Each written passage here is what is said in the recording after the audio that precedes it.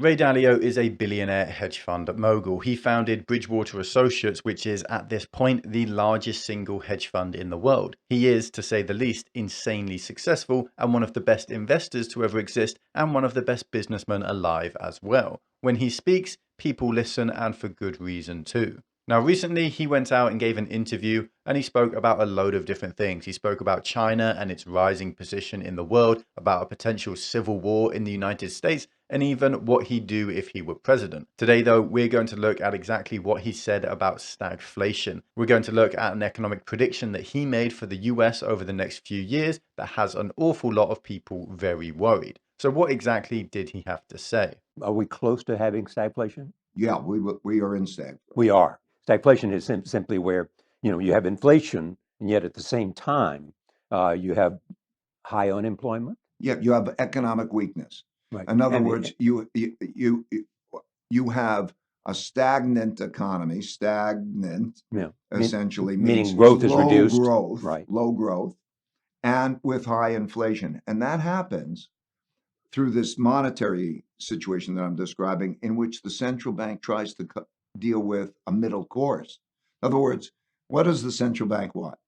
Not too high inflation and not too low growth.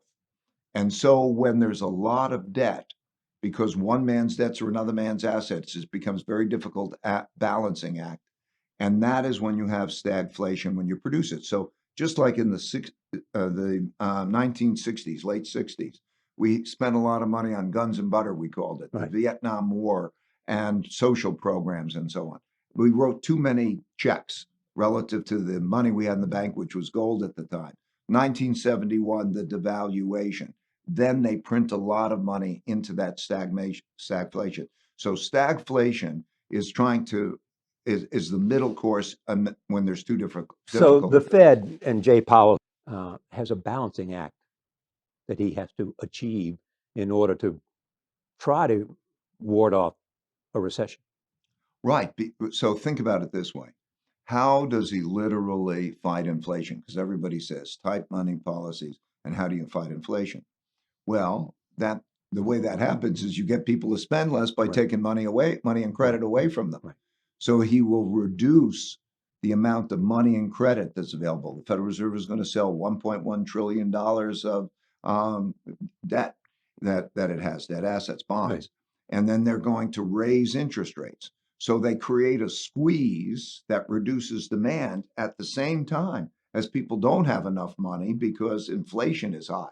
So that squeeze, and their buying power is less. That's right, because inflation is high, the buying power is less. And then what that act is to reduce buying power again, to reduce inflation, but it comes at a big cost, and that is stagflation.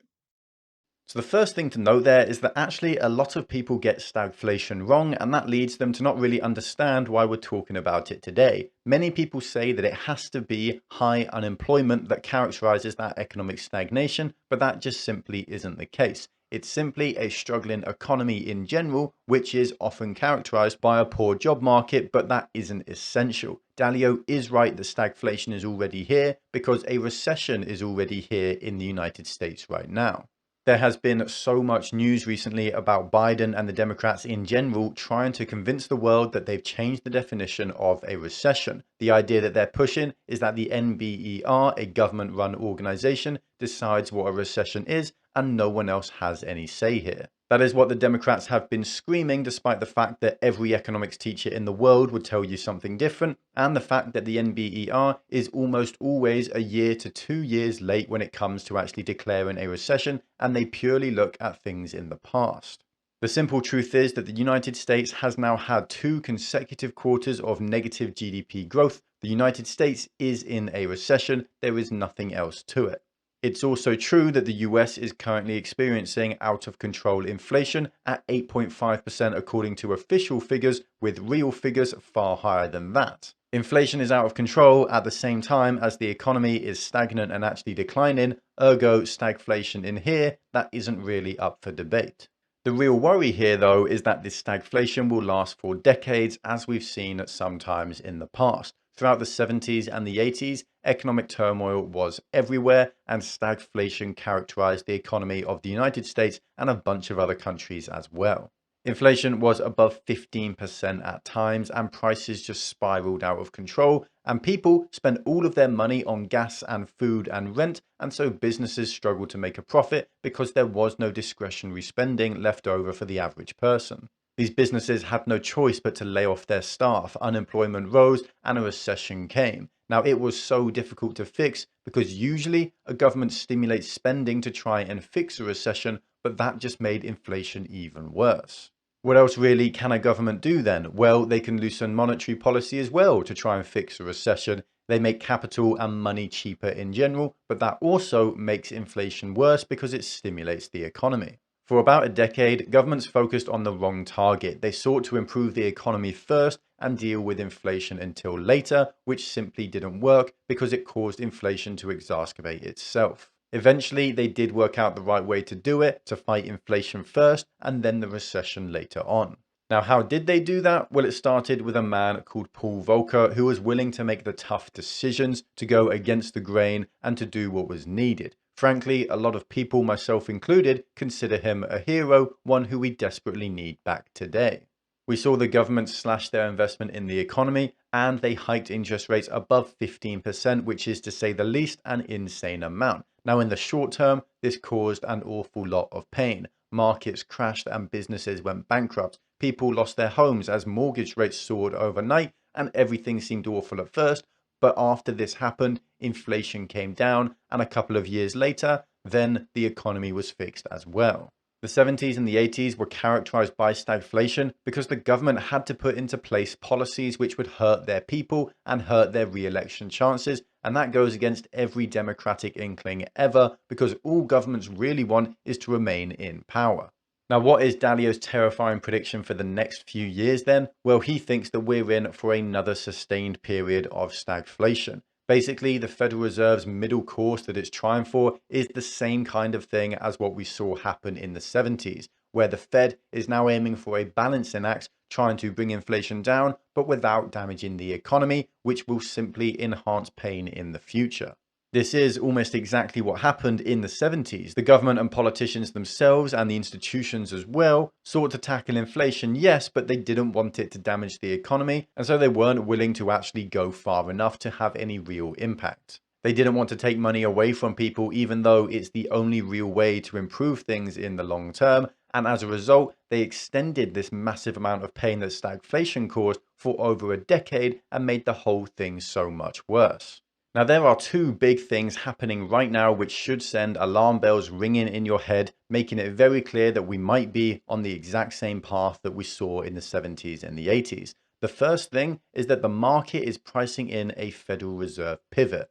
This has been happening over the entirety of the last 6 weeks of trading. Asset prices have been going up, all based on this idea that the Federal Reserve will stop hiking interest rates, they'll turn the money printer back on, they won't even ever start quantitative tightening, and business will boom as a result of that. The market thinks that this is going to happen because in its view, inflation is already over and it isn't a problem anymore, which just goes against all viable data. In reality, what will happen if we see the Fed go this direction is yes, the economy will boom, but so will inflation, and we'll find ourselves in the exact same situation that the US found itself 50 years ago, with an economy whose prices are spiraling out of control, and in the end, that will cause a recession in and of itself. At this point in time, bond yields are way lower than they should be. The US 10-year Treasury yield has been hovering around 2.7% for weeks now, while inflation is sitting at 8.5%. Real interest rates right now as we speak are almost negative 6%. Capital has literally never been so cheap in history, so why would anyone not take out as much debt as they can? And this process of people acquiring debt causes inflation itself. The best example of this is a bit of news that came out over the last week where Apple announced they're releasing $5.5 billion worth of company bonds purely to finance stock buybacks and dividends, and Google is doing the same thing where they announced a $10 billion bond sale for the exact same reason. Now, why are they doing this? They don't need the cash. Well, they're doing it because it's literally free money at a negative 5% real interest rate, so why wouldn't they do this? They'd be mad to take any other route. This will increase the share price of Apple and Google. It will also put more money in people's pockets and cause them to spend more as well. This will allow Apple and Google to invest more in their businesses and cause them more growth and stimulate the economy as well. Now that all sounds good, but the problem is this will all cause more inflation. There's no way around it. Of course, it isn't just Apple and Google doing this either. Other companies all over the country are doing the exact same thing. Small businesses too, and even individual people. They're taking out as much debt as they can and they're spending it because it's so ridiculously cheap, and this will make inflation worse. Now, the markets are expecting this to become even more common in the future and for the Federal Reserve to stop hiking rates sooner and to never even start quantitative tightening. Now, if the markets are right, it's pretty much game over and we'll be doomed to suffer stagflation for years to come. We'll be doomed to price instability. But there is a small silver lining here. This is only what the market is pricing in. It's what investors think will happen, and they could be wrong. Many Federal Reserve members have been coming out and saying over recent weeks that this isn't going to happen, but frankly, the credibility of the Federal Reserve has been absolutely destroyed over the last 2 years, so you can't trust a word they say. That is, though, only one of the major problems that we're facing right now. The Fed might do the right thing in the end. They might continue to hike rates to try and kill inflation, but the US government is doing the polar opposite. It's continuing to spend more money to make inflation worse.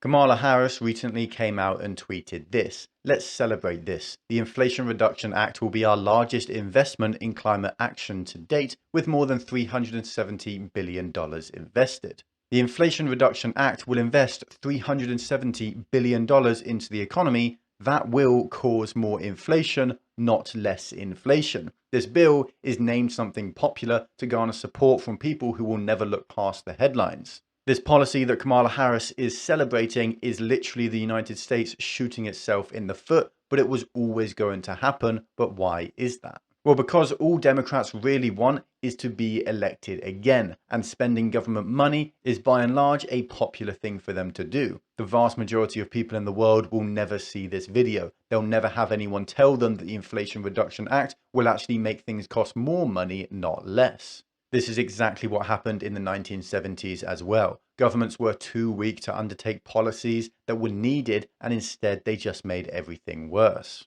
Unfortunately, that isn't the extent of this problem though, because this problem happens at all levels of government and between both parties as well. This isn't just a Democrat problem. These states that you can see behind me here are those who've decided to send out inflation relief checks to help people afford groceries and stuff because prices are just too high these days. Now, on the surface, that seems like a good popular policy that will help poor people who are struggling. The problem is, though, that stimulus checks sent out in 2020 is the reason we have inflation today.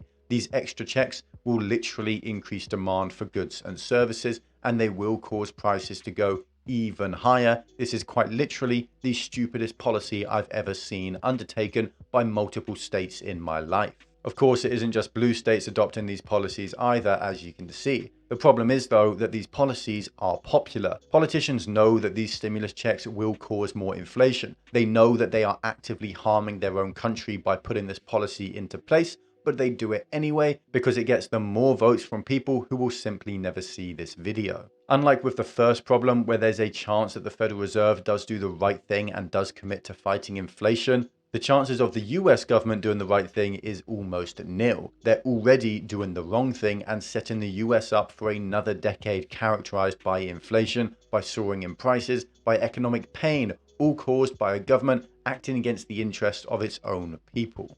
If you enjoyed this video, then make sure to like, comment, and subscribe to bless the YouTube algorithm. It really does help. If you want to join our exclusive community, then check out our Patreon. You get access to our Discord server and extra content like access to my portfolio and buy and sell alerts for all my own investments.